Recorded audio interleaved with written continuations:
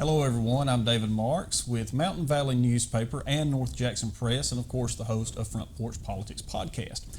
We are here doing a special event, a little bit of extra political coverage, if you would like to say, today, and I'm joined by a special guest, Miss Cindy Holcomb. So, Miss Cindy, Hello. Thank you for joining us. Thank you for having me. So, Miss Cindy's here for a specific reason today. The DeKalb County Republican Women have a special event coming up in DeKalb County, correct? That's correct. Okay. So before we get into that, tell me a little bit about who is the DeKalb County Republican Women. The DeKalb County Republican Women, we are a club made from the women of DeKalb County, all ages. We are young, we're old, and in between. We'll say young and very mature. There right? we go. Wise. We'll there use the we word go. Wise, absolutely. But we, it was established in the late 80s, I believe, early 90s. And actually, my mom was one of the women who were one of the first to be in this. Absolutely. Okay. And we are very involved with community activities. We are have gotten more involved at the state level as well as the national level. We are a very hard-working group of Republican women. Our goal is to elect good Republicans and help to get them in office. And our main goal right now is to get Trump 2020 elected back in for another term and get Doug Jones out. Okay. That's our two main goals that we are working on for this year, but we are a very, very active group. And we know that Mr. Jones voted to remove from office. Yes, we do. Earlier in the week. Which was a big mistake, I believe, on his part, for sure. So if someone wants to join the DeKalb Republican Women, how can they do that? We have a Facebook page. It's called DeKalb County Republican Women. You can get in touch with us there.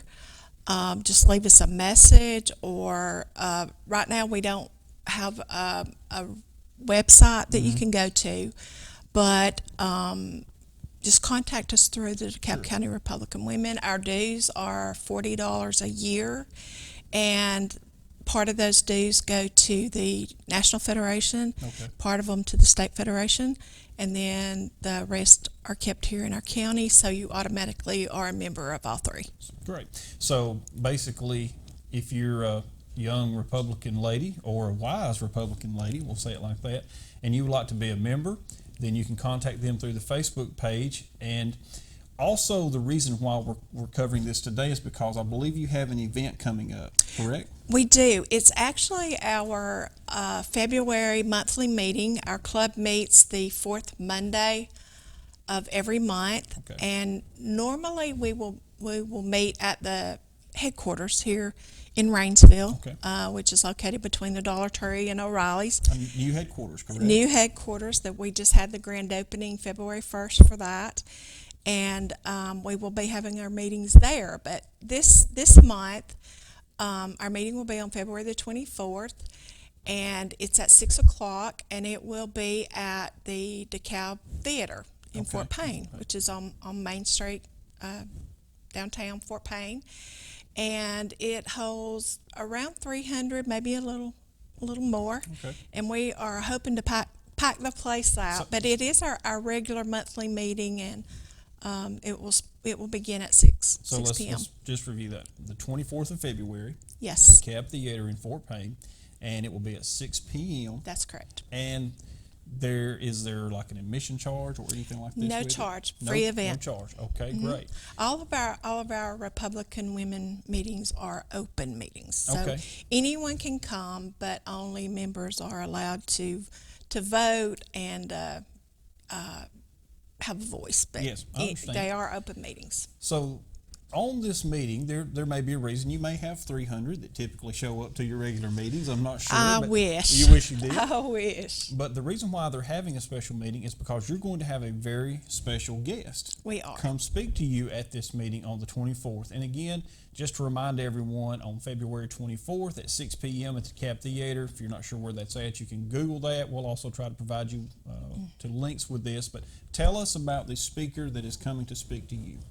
Our speaker, excuse me, is K. Carl Smith. K. Carl is an African American. He was raised in Huntsville. He currently lives in Trussville. And he has a message that everyone needs to hear. He has a book out which is called Frederick Douglass Republicans. And he started this Frederick Douglass Republican movement about, I think, 11 years ago. Okay. K. Carl is retired Army, Special Forces, Airborne. I met him last fall at a Republican Women state convention, and as soon as we got back, I booked him to come and speak for us, became speaker, plus his message is so important. So important. For those who may be younger or may not know, can you tell us exactly who Frederick Douglass is? Frederick Douglass was an African American slave. He was enslaved. He was brought into this country and went into slavery. Yes. He said that in this book that he knew from the age of 6 that he would not always be a slave. He had said it in his mind that he would one day be a free man. And through a long process and up to, he taught himself to read. He's self-educated. And he learned to read, and he would teach the other slaves on that plantation about how to read. And he studied the Bible, and he taught Bible classes. But he had to do it in the dark at night. He had to slip around to be able to do that. Couldn't flip the light switch, could they? Absolutely.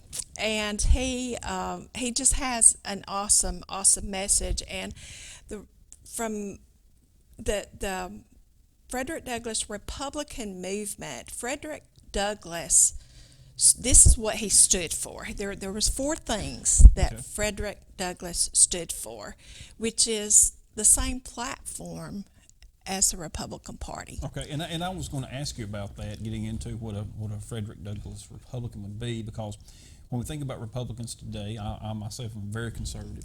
Okay, I believe in small government. I believe in wanting to pay the least amount of taxes, and I believe that we have seen that the conservative ideas being implemented by a Republican president works in America. Absolutely. You know, we have those freedoms. We've seen what's happened to our economy. The job numbers came out today, actually, that showed that there was more jobs added to our economy. I think it was 255,000, and that was higher than the estimated amount.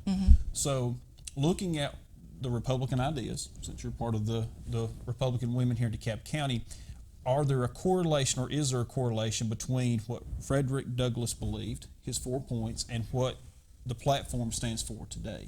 Yes. Okay, so tell us about those. Those 4 points, his number 1 point was respect for the Constitution. Okay, and I think we've just seen how important the Constitution is this last week. Absolutely. And multiple yes, things, so. For sure. And his second is respect for life. Okay. Which is major pro-life. And that's what the Republican Party stands for as well. Well, and we've seen the first president to ever attend a pro-life rally this year, which was a major event, I think, event. And not only that, but in the State of the Union, Tuesday night, we saw where President Trump spoke very strongly towards stopping abortion and late-term abortion especially. Yes. So I think that, within the Constitution, one thing I've never understood is why any lawmaker would think that constitutional abortion would be right, because we're guaranteed life, liberty, and That's the first thing listed, Exactly. liberty and the pursuit of happiness. So Exactly. I'm glad, I'll let you expand on that a little bit later, but go ahead and finish up those And points. the third point is belief in limited government. Okay.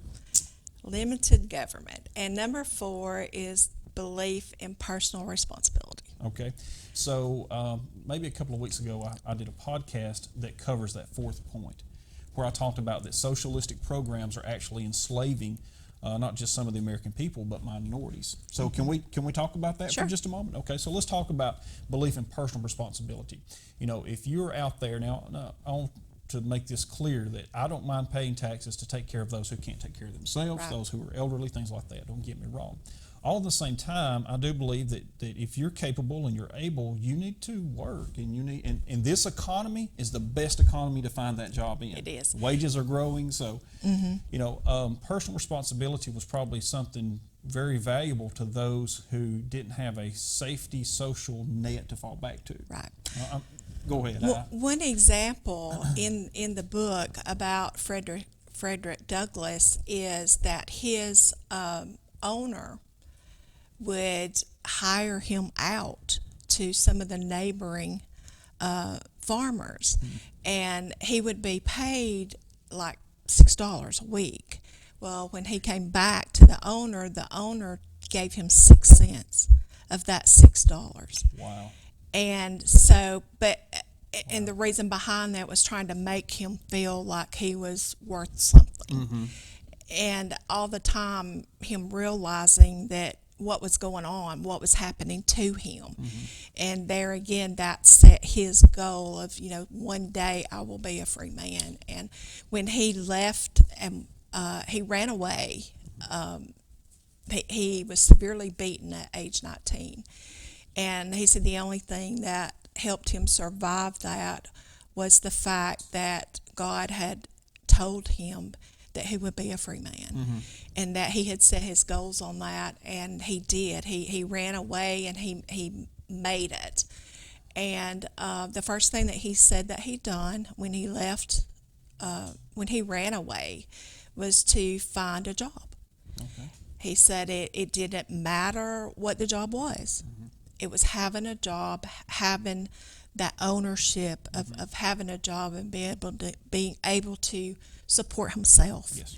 And giving him that respect. Well, and I think that's part of what makes capitalism in America so great, is that I can trade my time and my effort and my ability to do things for money. True. And that's what capitalism provides you to do. Right. Of course, he come into a little bit different situation there, but I don't think a lot of our society today, we'll say the Gen Z generation, not all of them, but those who are very pro-socialistic, they don't understand that what they're doing is they're giving away their liberty. Right. They're giving away their constitutionally mandated rights Yes. for a little bit of money, when they could have, by the capitalist system, a lot more money for their labor. Absolutely. And he saw that. He did that see was that. the freedom that he sounds like he was working towards, because he saw that he was getting very little under a socialistic type program. Exactly. Which the pre-Civil War South was really more like a socialistic program than it was a capitalistic. Right. So, you can see the correlation between those two. Right. So he saw, hey, capitalism, this free market, freedom itself provides me a better opportunity. Yes. So that's And another he story. went on to be an advisor for 5 presidents. Oh, wow. And Abraham Lincoln being one of those. And he was, he was always had that Republican mentality, like you were just talking about, and stood for the things that we stand for. And he was very instrumental in the abolitionist laws and, getting slavery Voting rights and abolished, slavery voting abolished. rights. And, he did go on and wrote, I think he wrote 3 books, and that is quite an accomplishment for an African American in the 1800s. Well, just, anyone, no matter what their skin color or anything, having to teach themselves to read, to write, to understand alphabet letters, and to put them together into sentences and phonemic awareness, and then to write a book. Exactly. I mean, there's a lot of people today who would, and I, myself included, who've never written a book, who had a lot of formal schooling, and they still would not write. So I think that speaks to this man's character. And yeah, he was all about it wasn't about color to him. Mm-hmm. It was it was all about values Yep. and about liberty. Well, and I And think, go ahead, I'm sorry. you know, and that's what, to me, that the Republican Party stands for today. That was a point I was going to bring up to you, is that a lot of times people think of Republicans as being white people, white men, white women, whatever. But what you're seeing, and I had this conversation with two young ladies in our office today, is that really if you vote for President Trump, based off what we've seen so far, and you're a minority, you're going to benefit from the programs. So it's actually smarter for you to vote for him in 2020 than it is to support some of the candidates we have on the other side, because he has produced the lowest minority employment rates for a lot of different minorities. He's produced a low unemployment rate for women. So, and that minorities were not just incorporated into the Republican Party in 2019 or 2020. This has been a group of people who have been in the party for a long time. A long time. So there's a bad misidentification of, you know, a lot of times the whole mentality is if you're African American, you have to vote Democrat. Well, that's not the case. Exactly. They've been in the party, you know, African Americans have been for a long time. Well, that is Kay Carl's message. And that's what I wanted to get to. That is Kay Carl's message is, you know, we have been told how to vote. Yes. If and that has nothing to do with color either, really. I mean, if we were born into a Democratic family, then that's what we were taught. Kay Carl's message is he was born into a Democratic family, and he's a very, very strong Christian, and he stands on his principles. And he said that God, he read a passage of Scripture in 2 Corinthians that just really, God worked on him through that passage of Scripture. And he stood for very, very strong Christian values, but he wasn't voting those values. And that's what his message is through Frederick Douglass Republicans is we have to examine ourselves. And he said that he started to examine himself not from his childhood up, but from his time now back. Sure.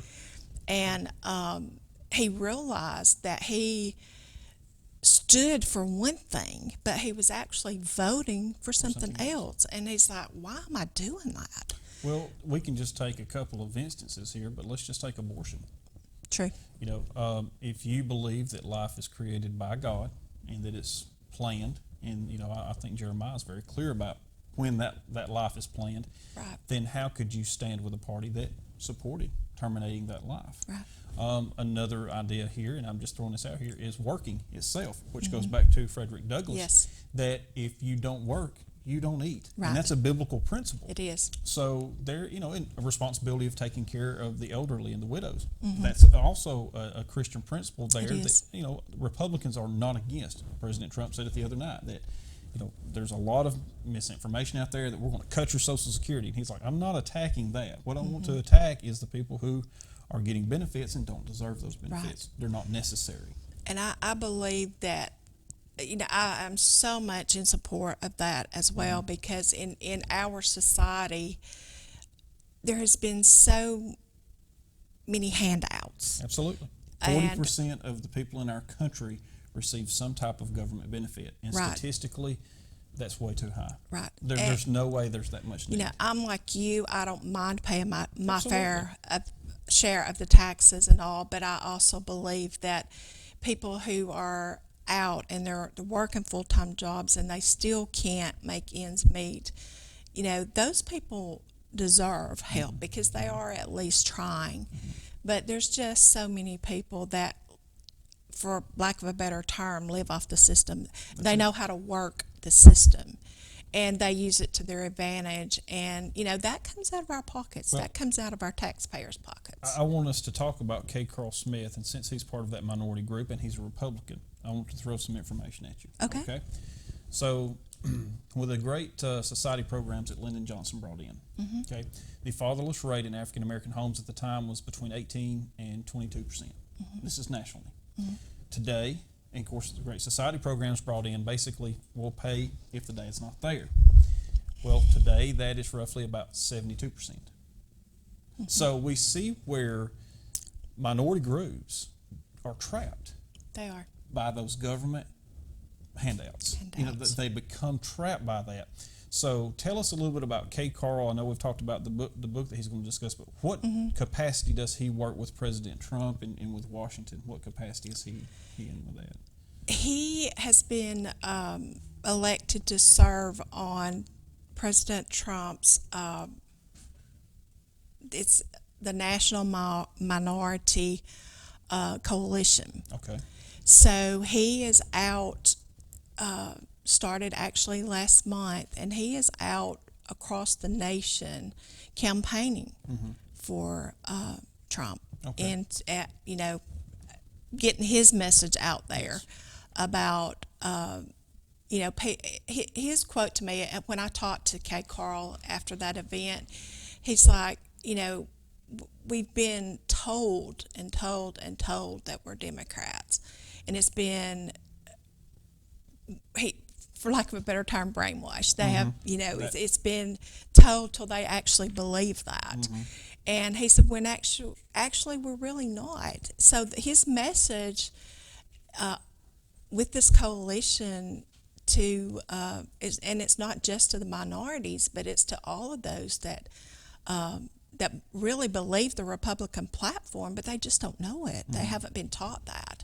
So he will be out teaching that across the nation and telling them, you know, that their beliefs are valuable, that, you know, what they believe really is on the Democrat platform. What they really believe is the Republicans, and they need to start researching and thinking for themselves. You know, I've got a friend who works for Candace Owens in the movement she has, and it sounds like they're on a similar path there because they're going out, and she just basically comes to the realization that, hey, what this party supports, the Democrat Party, it's not what I believe. Right. It's not what I support. It's not what I've been raised to believe. You know, morality that I have, the faith that I have, is not in line with the party that I'm supporting. Yes, absolutely. So they've created that Blexit movement to where they're saying, hey, you know, we're getting out of this party, going back to we've been told, we've been brainwashed, or whatever word you want to use, that we have to vote this way.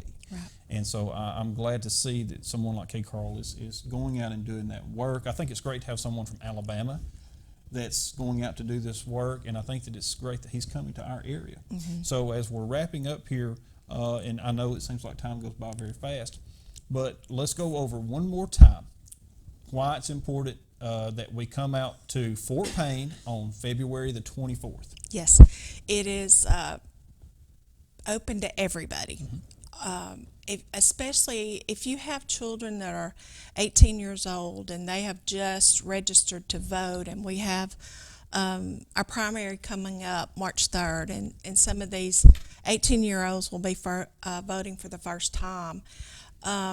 Bring them and let them hear this message from Kay Carl, and it's a free, like I said, it's our Republican Women meeting. There will be a short business meeting to begin with, and then we will turn the program over to Kay Carl.